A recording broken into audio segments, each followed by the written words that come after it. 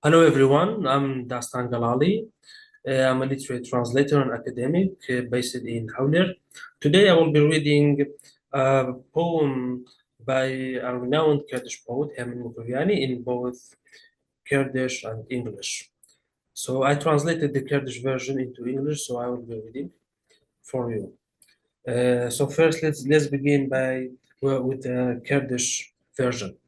Sunur, ئەو کەسەی دەتپەرستم و لێم ونی تۆ خوددانی تۆ خۆشەویستی منی لە ئاسمانی تاوێت خانەدا دەستم لە قافنی کاڵی یاسنت بۆ هەڵوەستم تۆی لە من ون کرد و منی لە تۆ دوور ئەو بستۆکەی دژمن داوی ناسنوور.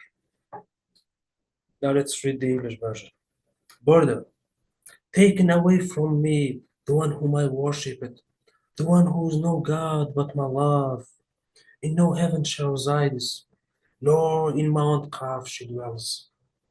Who has taken her away from me and kept me away from her? This would be nothing but the border set upon us by the enemy. Thank you.